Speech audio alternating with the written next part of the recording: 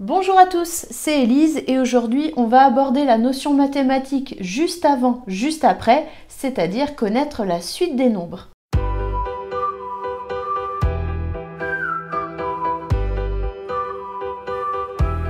Une fois que l'enfant reconnaît les chiffres, on va pouvoir jouer au jeu de la suite. Pour jouer à ce jeu, il vous faudra simplement des cartes à jouer qu'on va trouver dans n'importe quel commerce. Vous allez les trier pour retirer d'abord les figures, on n'en aura pas besoin pour commencer. Pour jouer à ce jeu, on va commencer par distribuer 5 cartes à chaque joueur, donc ça se joue à 2. Et on va débuter en plaçant au centre la carte du 1, l'As. Chacun des joueurs regarde ses cartes et voit s'il peut faire la suite, c'est-à-dire que là, après le 1, on va avoir 2. Ici, je peux jouer 2, je peux encore jouer 3, ah, mais je n'ai pas de 4, alors je pioche. Puisqu'on n'a pas distribué toutes les cartes, on a une pioche. Eh bien non, je n'ai pas eu de 4, donc c'est à l'autre joueur de faire son tour. Au début, quand les enfants n'ont pas du tout l'habitude de jouer avec des cartes, déjà ce qui va être compliqué, c'est de les tenir en main. Donc on peut décider que les cartes seront placées face visible. Si là, admettons, il n'a pas repéré qu'il avait la carte suivante, c'est-à-dire le 5. On peut l'aider puisqu'on voit son jeu et on lui dit « Tu es sûr que tu ne peux pas jouer? Attends, on va recompter. Là, on a 4. 1, 2, 3, 4.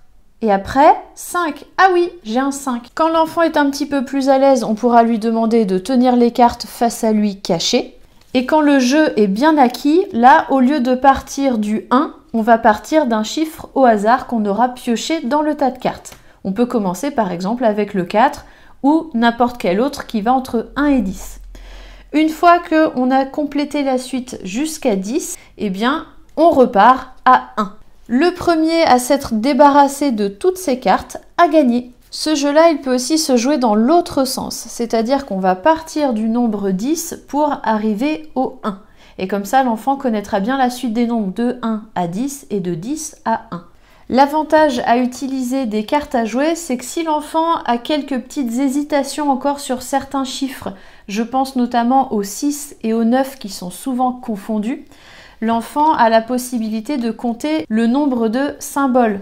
1, 2, 3, 4, 5, 6 pour vérifier. Une fois qu'il y arrive bien avec les cartes classiques, on va pouvoir utiliser soit des cartes qui n'ont que les symboles, ça permettra de travailler la reconnaissance des quantités, ou à l'inverse des cartes qui n'auront que les chiffres. Pour résumer, on va jouer au jeu de la suite à l'endroit, à l'envers. D'abord, on va partir du chiffre 1, puis on partira d'un nombre aléatoire.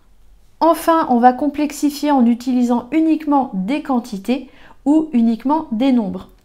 Si vous n'avez pas de carte avec uniquement des quantités ou uniquement des nombres, vous pouvez soit en acheter dans le commerce, il en existe sur certains jeux de société, ou bien les fabriquer et les imprimer. Pour faire des cartes quantités, vous pouvez aussi utiliser un paquet de cartes classiques et coller des gommettes dans les coins pour cacher les nombres. À partir de là, on va travailler uniquement avec des chiffres. Ici, évidemment, j'ai pris la suite la plus facile de 1 à 5. Le but pour l'enfant va être de trouver le ou les chiffres manquants. On demande à l'enfant de fermer les yeux, on cache un chiffre et ensuite on lui demande d'indiquer lequel est caché. Et on vérifie. On peut complexifier un petit peu en cachant 2 et on peut complexifier encore en ne partant pas de 1 mais en partant d'un autre chiffre. Normalement, vu qu'on a joué à la suite juste avant, ça ne devrait pas poser de soucis. Donc on peut le faire dans l'ordre croissant et dans l'ordre décroissant. On peut aussi jouer à ce jeu sous une autre forme, c'est-à-dire que juste avant, on demandait à l'enfant de dire le chiffre qu'il manquait. Là, on peut lui demander d'utiliser un substitut, soit une carte classique, soit une carte qui ne comportera que le chiffre, ou une carte qui ne comportera qu'une quantité. Petit à petit, on va complexifier en ajoutant de plus en plus de nombres manquants. Si bien qu'à la fin, l'enfant pourra être capable de trouver le chiffre qui vient juste après, celui qui vient juste avant, mais aussi les intermédiaires. Quand on a compris le concept, on trouve tout assez rapidement. Voilà, c'est tout pour aujourd'hui. J'espère que cette vidéo vous a plu. Si c'est le cas, n'hésitez pas à mettre un petit pouce bleu ou à la partager autour de vous. De mon côté, je vous remercie et je vous dis à la prochaine!